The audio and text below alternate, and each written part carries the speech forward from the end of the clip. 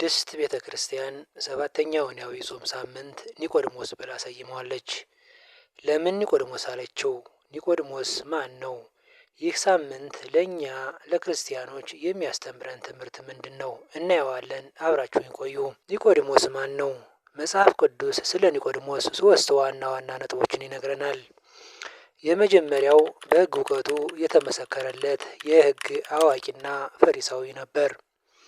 ሁለተኛው ከፍተኛ ስልጣን ያለው የአይሁድ አለቃ ነበር።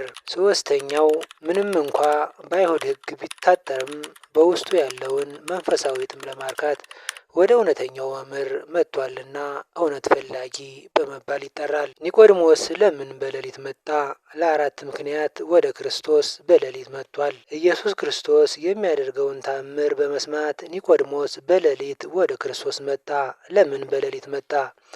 አንደኛ የአይሁድን ዛቻ በመፍራት። በወቅቱ የአይሁድ ባለስልጣናት ጌታን ይቃወሙ ስለነበር ኒቆዲሞስ የአይሁድ አለቃና ኦሪትን በሚገባ የተማረ እንዲሁም ባለሀብት ስለነበር ክብሩንና ስልጣኑን ለመጠበቅ አይሁዶችን ፈርቶ በሌሊት መማር ስለፈለገ በሌሊት ወደ ክርስቶስ ገሰገሰ። ሁለተኛው በዕለተ ዓርብ ጌታውን ለመግነዝ የሚመጣ ነውና ለግንዘት ከመምጣቱ አስቀድሞ ወደ ጌታ መጣ ሲል ወደ ክርስቶስ በሌሊት መጥቷል። ሶስተኛ በሌሊት ልቦና ይሰበሰባልና በተሰበሰበ ልቦና ለመማር ከስጋም ድካም ለማረፍ በሌሊት ወደ ክርስቶስ መጥቷል። አራተኛ ምሁረ ኦሪት ነውና ምስጢር ሊያደላድል በሌሊት ወደ ክርስቶስ መጥቷል። ቀን ቀን ክርስቶስ ብዙ ሰው ይከተለው ስለነበር ጠይቆ ለመረዳት ቀርቦ ለማውራት አስቸጋሪ ስለሆነ ብቻውን አግኝቶ ምስጢር ሊያደላድል ስለፈለገ በሌሊት ወደ ክርስቶስ መጣ። ኒቆዲሞስ በሌሊት ወደ ክርስቶስ ለምን መጣ የሚለውን መንፈሳዊ ትርጉም ስንመለከት በጨለማ ከሚመሰለው ድንቁርና ወጥቶ ወደ እውነተኛው ብርሃን ወደ ክርስቶስ መምጣት እንደሚያስፈልግ የሚያመለክት ትልቅ መንፈሳዊ ትርጉም አለው። ክርስቶስ ለኒቆዲሞስ ያስተማረው አዲስ ትምህርት። ኒቆዲሞስ ምሁረ ኦሪት ስለሆነ ስለ ኦሪት ማስተማር ከንቱ ድካም ይሆናል። ይህንን ስለሚያውቅ ኢየሱስ ክርስቶስ ለኒቆዲሞስ አዲስና እንግዳ ነገር ነገረው። ይህም ሰው ዳግመኛ ካልተወለደ በቀር የእግዚአብሔርን መንግሥት ሊያይ አይችልም አለው። ዮሐንስ ወንጌል ምዕራፍ 3 ቁጥር 3። በክርስቶስ ንግግር ግራ የገባው ኒቆዲሞስ እንደ ሥጋዊ ሰው አንድ ሰው ከሸመገለ በኋላ እንዴት ሊወለድ ይችላል ብሎ ጠየቀ።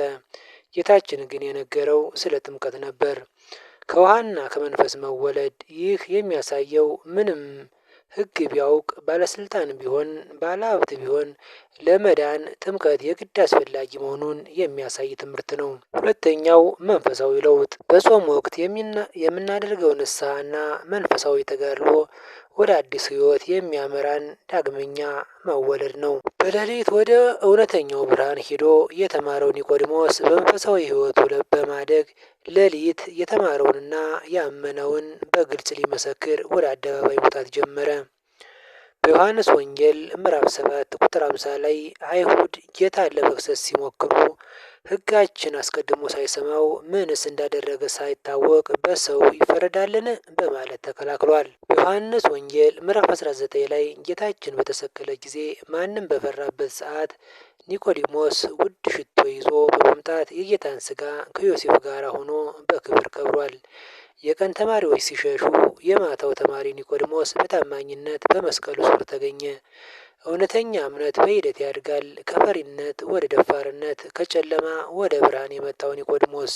በዚህ ሳምንት ቤተ ክርስቲያን የምታስተምረን አራት ዋና ዋና ነገሮች አሉ። የመጀመሪያው እውነትን መፈለግ ነው። እንደ ኒቆዲሞስ ጥያቄዎቻችንን ይዘን ወደ ጌታ መቅረብ እንዳለብን ታስተምረናለች። ሁለተኛው ትህትናን መላበስ እንደሚያስፈልግ ታስተምራለች። ኒቆዲሞስ ትልቅ መምህር ሆኖ ሳለ መምህር ሆይ ብሎ ለመማር ዝቅ አለ። ሶስተኛው የልብ ለውጥ እንደሚያስፈልግ ታስተምረናለች። ክርስትና ማለት መስማት ብቻ ሳይሆን መለወጥ፣ በተማሩትና ባወቁት ፍሬ ማፍራት ስለሆነ ከተለመደው አካሄድ ወጥተን ለለውጥ መዘጋጀት ያስፈልገናል። አራተኛው በሌሊት መትጋት እንደሚያስፈልግ ቅድስት ቤተክርስቲያን ታስተምራለች። ለማወቅ ምስጢር ለማደላደል ለማህሌት ለሰዓታት መትጋት እንደሚገባን ቅድስት ቤተ ክርስቲያን ኒቆዲሞስን መሰረት አድርጋ ታስተምረናለች። እውነተኛ ብርሃን የሆነውን ክርስቶስን በትህትና ፈልጎ መጥቷልና ቤተ ክርስቲያን ሰባተኛውን የዐቢይ ጾም ሳምንት በስሙ በመጥራት ታስበዋለች። ኒቆዲሞስ የሁላችን ምሳሌ ነው። እኛስ በሕይወታችን የትኛው ጨለማ ውስጥ ነን? ኑ በብርሃኑ ተመላለሱ እንደተባለ ሁሉ እንደ ኒቆዲሞስ ብርሃኑን ወደ መፈለግ መምጣት ያስፈልጋል። ጾሙን የለውጥና የብርሃን ያደርግልን። ወስብሐት ለእግዚአብሔር።